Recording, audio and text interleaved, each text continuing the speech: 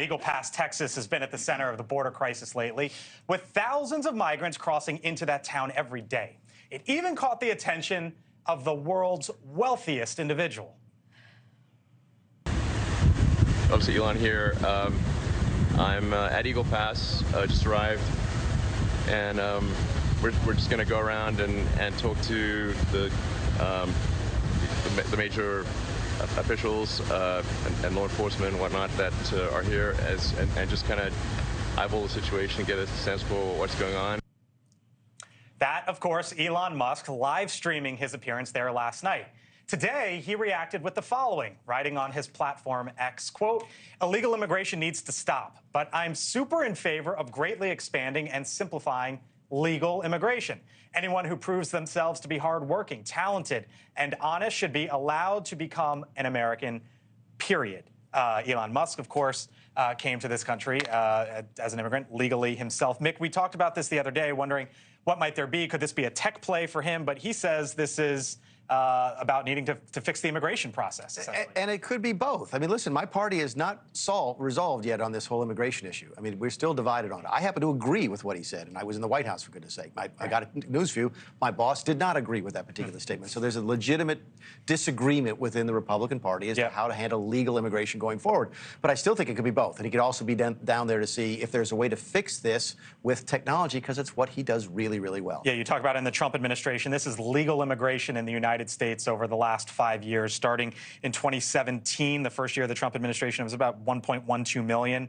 That number dipped in 2020, of course, COVID, to 700,000, but it was dropping steadily to then. Last year, it was just over 1 million legal permanent residents.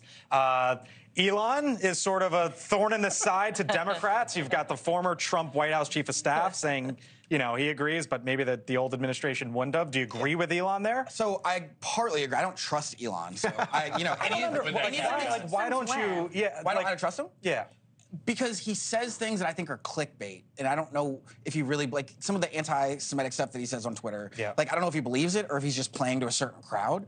And I think with this, I inherently believe what he says, but the people behind him, if you watch that video, looked really confused because he didn't look. It didn't look like what he was saying was what they favored. The people behind him. He was there with Congressman Gonzalez from Texas. I believe that's his district or close to it. Here's what the Texas congressman had to say. He said, quote, "Elon has brought more attention to the southern border than our own president. And I'm confident that his coverage will shed light on this issue for all Americans to see." He's basically saying he's beating the president to the punch. Well, certainly Elon loves to be the center of the attention, and it looks like he's going to make immigration that avenue to be that center of attention. But listen, if he's coming out in favor of a comprehensive immigration reform, which it sounds like he is, I'm all for it. You had all the Republicans on the debate stage talking about the fact that we've got 4 or 5 million jobs in this country that are open and hiring, and we need good people to do that. So I'm all about coming to Mick's direction in terms of border security, more border agents, more wall even, if we can also figure out on the back end how to get more people here legally working. And exactly what he talked about, though, was exactly what President Bush and Senator Kennedy were doing in 2007 before the banks collapsed. I mean, that was the policy that they were promoting. 2017, 2014, when the Senate passed a comprehensive immigration bill.